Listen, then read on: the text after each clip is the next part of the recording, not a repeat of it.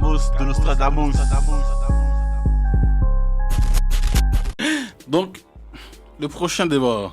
Pourquoi les anciens sont vite essoufflés? Les anciens du rap. Dans le rap game. Adax. Vite essoufflé. Hein? Essoufflé. Moi, je voudrais qu'on remette dans le contexte. Essoufflé par rapport à quoi? À ce temps-ci, on les entend plus trop. Et même quand tu écoutes certains anciens qui sortent on va dire des singles, des clips passés par là ou quoi que ce soit, bah, tu sens que c'est plutôt frais. Hein. C'est quand j'écoute, je dis ouais, ils ramènent rien de spécial. Ah, dans ce sens-là, carrément, ils ramènent plus rien de spécial. Ouais, ils ont plus trop de jus. Ils ont plus trop de jus, les anciens. Attends, carrément, il n'y a plus de juice. Hein. Ah, ils ont plus trop de jus. Après, il y en a qui se démarquent, hein, tu sais, comme des Mac Taylor et tout ça. Mais il y a des artistes, franchement, quand ils sortent des projets, ou bien quand ils sortent des sons, c'est pas trop ça. Hein. Après, moi j'ai envie de te. J'ai envie de souffler. J'ai envie de me poser une question, de dire que c'est peut-être notre ressenti à nous, en fait, tu vois, de se dire qu'ils sont essoufflés. Mais est-ce qu'en vérité, c'est pas voulu? On vient quand même en vérité d'une époque où on avait des rappeurs, en fait, qui se voyaient en vérité comme les gardiens d'un temple. Il y avait une musique, le rap, qui se faisait de cette manière-là, avec des codes. Avec des codes, tu vois, certains codes. Ouais. Et la musique, en fait, qu'on écoutait il y a 20 ans, et aujourd'hui, mais il y a plus qu'un fossé, en fait. Il y a beaucoup de gens, en vérité, qui ne sont pas capables d'écouter, en vérité, ce qu'on fait aujourd'hui. Donc, moi, la question que je me pose, c'est que, justement, ces gens, en vérité, qui sont d'un ancien temps, est-ce qu'ils se reconnaissent dans la musique d'aujourd'hui? On peut le moderniser. Hein. Ils peuvent, peut-être. Mais est-ce qu'ils le veulent? Après, pour survivre dans le game, il faut s'adapter aussi, tu vois. Peut-être ils ont pas d'inspi. Hein. Ah oui, non. Là, on fait que supposer. Hein. Ouais. Là, en fait, on fait que supposer. Tu vois? Ça veut dire qu'aujourd'hui, si, par exemple, et tout, on est là, on transpose, en fait, au rap qui arrive. Tu vois? Je suis désolé, tu vois. Mais... Et les anciens carrés, ils sont quand même... Quand t'écoutes... Non, il y a des mecs qui sont chauds, mais aujourd'hui, ça veut dire qu'aujourd'hui, en fait, KRS... Hein? KRS? Ouais, Ton bouc... Non, mais c'est un exemple. Ton bouc KRS, il vient d'un style de rap, il va faire ce truc-là. Les trucs d'aujourd'hui d'autotune, ça m'intéresse pas, en Non, c'est pas... Je dis pas, on va dire que tu vas faire de l'autotune et tout ça. Oui, et quand t'écoutes, c'est toujours bon. Comme là, j'ai écouté, par exemple, un dernier son de Hill. Ouais. C'est chaud, il y a pas... Quand j'écoute, c'est bon. Ok. Je veux dire, quand j'écoute... Ok. C'est bon. Ok. Je dis, ah ouais, le bâtard. Tu vois, je veux dire. Je dis, ah ouais, il est toujours chaud. C'est un ancien. Ouais, okay. Tu vois, je veux dire. Et tu prends Hill, tu mets en face des artistes là, comme des Nekfeu ou des Dinos, mais je te jure qu'il est pli. Il est pli. Il y a toujours ce jus. Ok. Comme des Mac Taylor. Quand t'écoutes, il y a toujours ce jus. Ouais. Mac Taylor, c'est un passionné, de toute façon. Moi, j'écoute un exemple. Si je vais dire. Moi j'écoute Bustaflex, il n'y a plus de jus. Quand j'écoute, il n'y a plus de jus. Et encore, ça fait que ça va, il y a d'autres blazes là, c'était dur. Hein. C'est sûr, faut pas aller plus loin. Lâchez-vous. Faut pas aller plus loin. Moi je te dis, moi j'ai écouté Ali, c'était une catastrophe. Non, quand même, non. Ali, c'est mon gars. Non, on va dire ça. Ali, c'est mon gars. Non, on va dire ça. Tu l'as écouté? Oui, j'ai écouté, mais j'étais à son concert là récemment, là, Café La Pêche. Oui, c'était bien. Moi, j'ai bien aimé. Il avait fait un feat avec Carlito, laisse tomber. Ah ouais, non, j'avoue, ce feat là. Carlito. Non, mais les deux là. Non, parce que, j'avoue, Ali, je suis peut-être un peu tôt parce que j'ai réécouté dans d'autres projets, notamment le projet de Sadek. Ça allait encore, mais vas-y, c'était faible. Non. Ali, par exemple, tu vois, des Ali, des Ali ou des Carlito, non. C'est chaud. Ah, donc pour vous, il n'y a plus de jus, quoi. Non, moi, je dis pas Ali, je peux pas dire Ali. Parce qu'Ali, quand il sort ses projets, je vais dire, c'est cohérent, c'est quel projet? C'est Kali. Il a sorti combien de projets depuis? Il a sorti quand même peut-être 3 projets, non? Oui, il y a le rassemblement, il y a... Ouais, il y a 3 projets. Hein. Voilà, il y a trois Kawa albums, Harmony, le rassemblement. Moi, franchement, il m'a pas accroché. Après, bon, Ali, je sais pas, personnellement... Donc voilà, et à ce temps-ci, tu vois, bon, on les voit pas trop dans le jeu, hein. Bon, après, le fait de les voir c'est plus ou moins logique en fait. C'est logique. C'est logique. Pourquoi? Parce qu'en fait, il y a une histoire d'offre et de demande. Il y a une histoire aussi en fait de médias en fait. Il y a un moment donné où il y a des styles en fait qui prédominent. C'est ces styles-là en fait qui sont mis en avant parce que ce sont ces styles-là en vérité qui vendent au détriment en vérité d'autres choses. Donc il y a une logique. Tu vois, qu'on n'entende pas, tu vois. Maintenant, moi en fait, le truc qui me frappe simplement, c'est en fait c'est au niveau de la qualité. On peut en vérité ne pas t'entendre parce qu'en fait tu fais pas le style du moment. Mais quand tu dis quand c'est quali, tu vois. Non, c'est ça. Moi, je vais donner une théorie. Ah ouais. En fait, le rap game, ça fait quoi, 30 piges à peu près que ça existe en France, ou même presque 40. Il y a eu un moment donné où les rappeurs arrivaient parce que c'était la passion, il y avait un mouvement, il y avait quelque chose. Mais à un moment donné, quand tu es dans le mouvement, c'est une chose. Maintenant, quand tu arrives dans le game, là, ça devient des performances. Et quand tu commences à rentrer dans les performances, ça demande de la discipline. Et moi, je pense qu'il y a toute une génération, ancienne, moyenne, ancienne, qui a manqué la discipline et qui n'a pas gardé le cap. C'est un peu comme quand on prend toujours l'exemple du foot. Hein. Quand tu joues dans la street, quand tu fais tes fives, etc. et tout, c'est une chose. Quand tu joues au haut niveau, c'est autre chose. Tu dois commencer à soigner ton hygiène de vie, etc. et tout. Et pour moi, l'un des premiers à avoir ramené, tu vois, ce côté performance, c'est-à-dire cette discipline, se dire que c'est la compète, la concurrence, mais limite c'est la guerre. Pour moi, l'un des premiers à avoir fait ça, c'est le B2O. Non, moi j'ai envie de te dire pour moi, pour moi c'est Zoxy. Ouais, c'est ça. C'est l'un des premiers qui a scandé, en vérité, moi je vais faire du rap jusqu'à 60 ans. Pour moi, le premier c'est Zox. Après, il est moins écouté. On est d'accord, mais c'est Zox.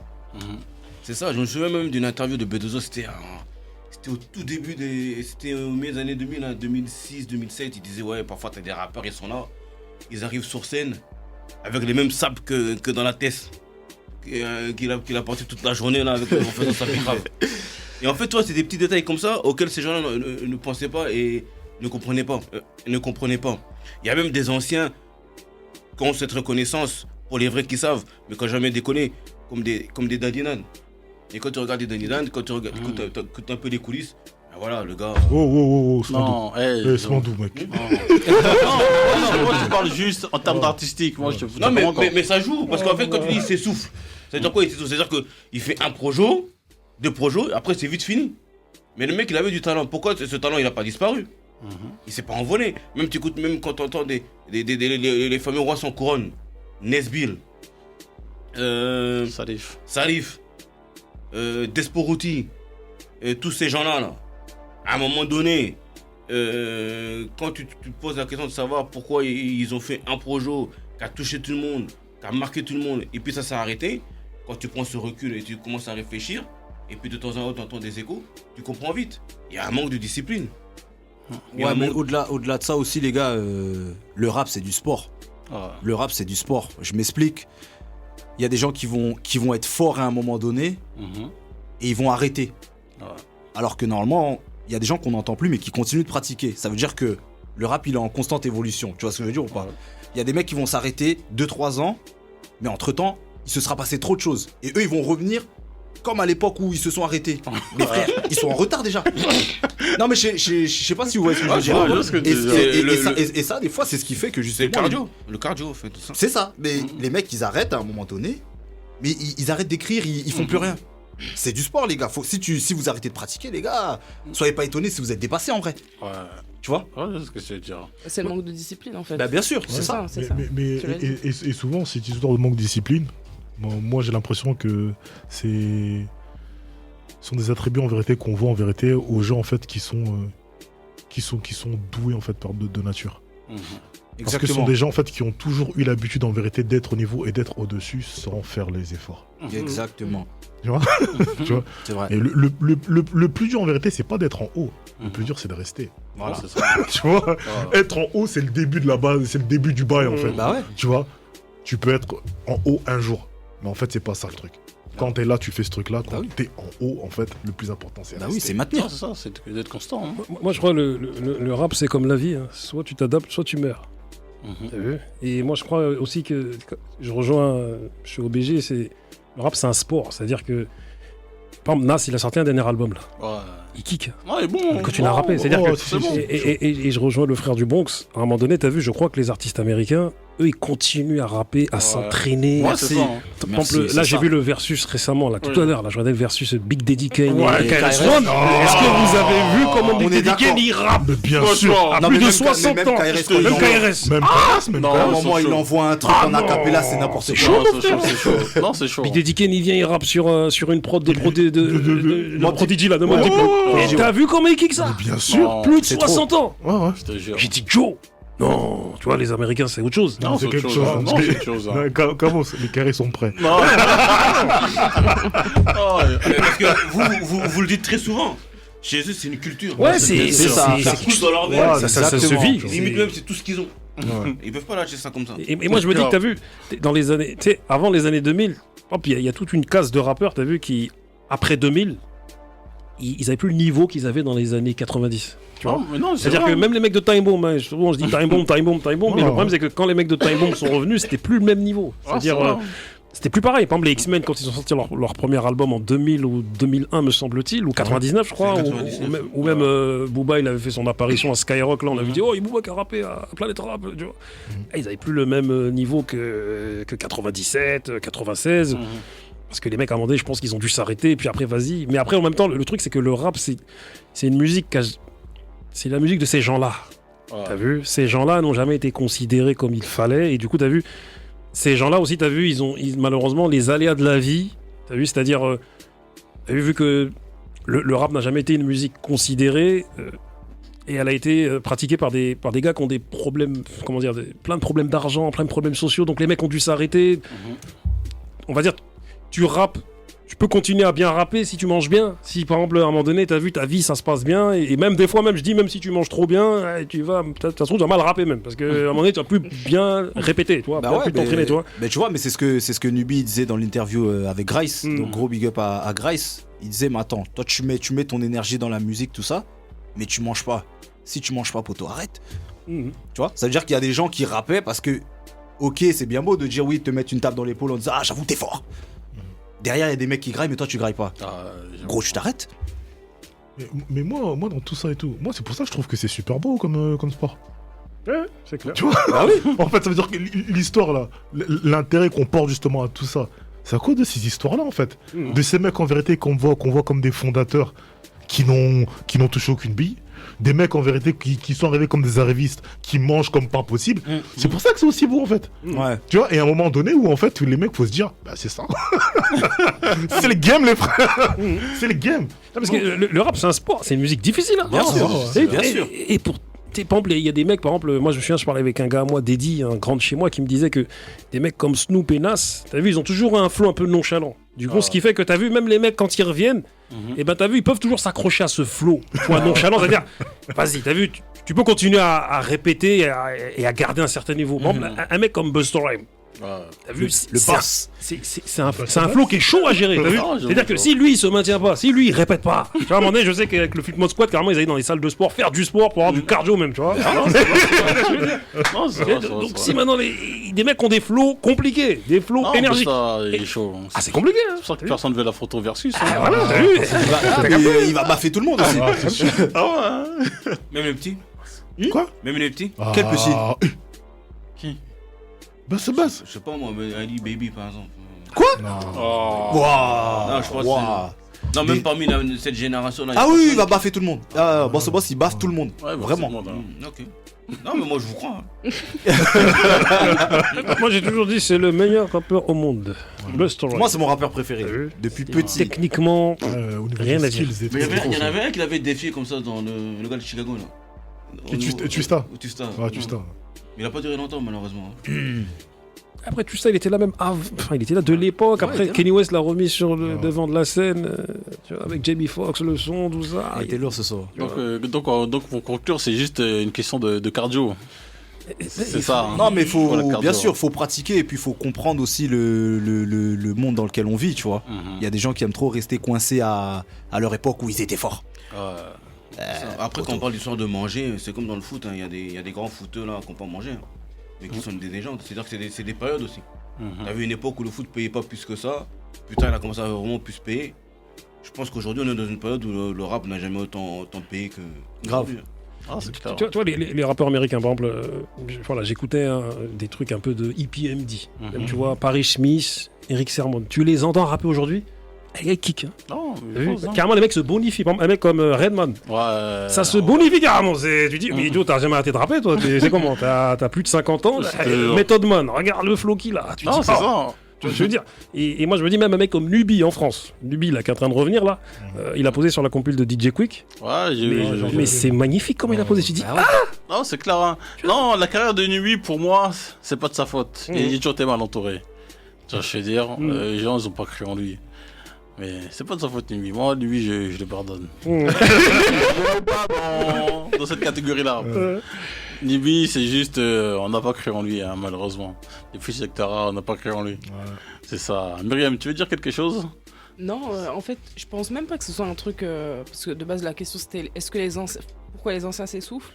En vrai, je trouve que les anciens s'en sortent mieux que, par exemple, certains rappeurs qui sont arrivés en 2015, tu vois, qui ont fait un hit et qui ont disparu.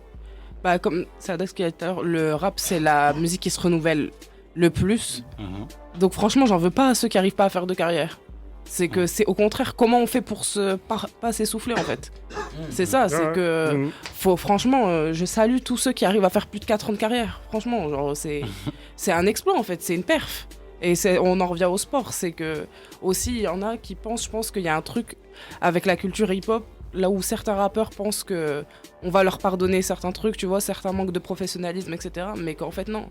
Il faut le travailler, il faut assurer les shows, etc. Parce qu'il y en a plein qui passent, oh non, pas de tournée, ouais, non, pas de ça, oh non, on m'invite là, j'y vais pas. Sauf que non, faut, encore une fois, manque de discipline en fait. Pour moi, tous ceux qui ont, à part ceux qui pouvaient vraiment pas, et encore une fois, bon, avant, vous l'avez tous dit qu'il y avait un truc de. C'est sûr que si t'as déjà des problèmes sociaux et s'ajoute à ça les problèmes d'une notoriété, ça devait être terrible pour ceux qui devaient le vivre. Donc ouais, ils vont pas faire tout ça juste par bénévolat, mais ouais. Je trouve quand même que les anciens s'en sortent mieux que même les nouveaux. Ok. Ouais. Surtout en termes d'héritage et de l'impact qu'a leur nom, etc.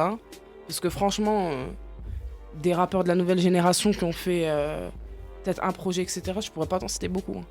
Pourtant ceux d'avant, ouais. D'autres gens aussi, il y en a quand même, hein, Grayanino. Non, je te parle pas vraiment de, tu vois, genre, par exemple, il y a un truc qui revient souvent, genre Génération Bouscapé ou Génération Ceci, tu vois, les rappeurs comme ça. Les Sadek et tout ça, voilà, exactement. L'entre-deux. Ouais, voilà, l'entre-deux, c'est ça que je te parle, tu vois. La génération d'entre-deux. Voilà, bah, tu vois, tout ce flou-là. C'était entre deux. C'était au milieu des deux pains. Ouais, bah voilà, tu vois, genre, la génération d'avant s'en sort mieux quand même. Enfin, encore une fois, en termes de réputation. Que la nouvelle. Moi je crois que la génération d'avant s'en sort mieux en termes d'héritage. Ouais, voilà, exactement. C'est-à-dire que tu as vu le projet là, de Valou et de Michel, là, la genre du rap français, là, tu vois.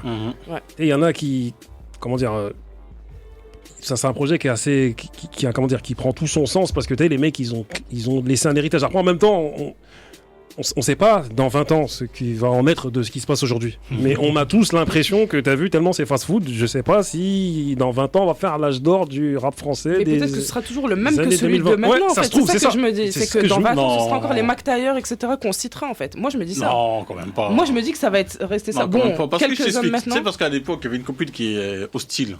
La première compile. Tu sais, il y a une nouvelle génération, ils sont bloqués sur Hostile Volume 2. Tu vois, je suis des repas. Moi aussi, de volume 2, je n'ai même pas vraiment saigné.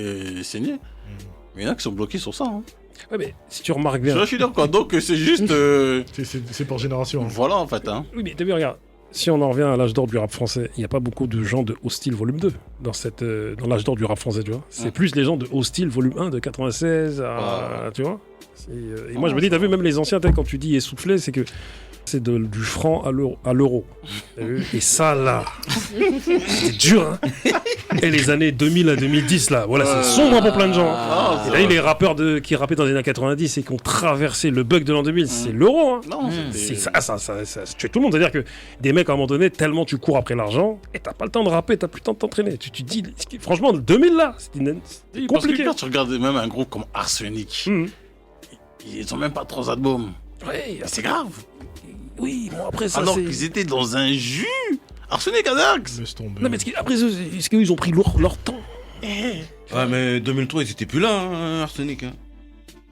Alors que. Et quand ils ont sorti le deuxième album, c'était limite, hein. Ouais, c'était chaud. Ouais, mais ils ont quand même fait 200 000, hein.